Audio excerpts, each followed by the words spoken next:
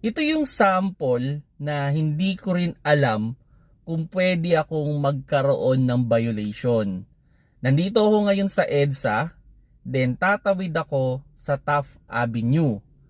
Kung makikita ninyo, nasa tamang lane naman ako bago ako tumawid.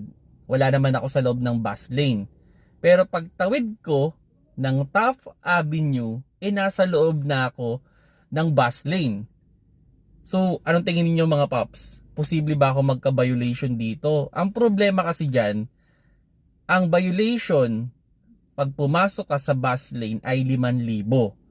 Then, sa second offense, pataas ng pataas yan. 10,000, third I think hanggang 30,000 pesos yan.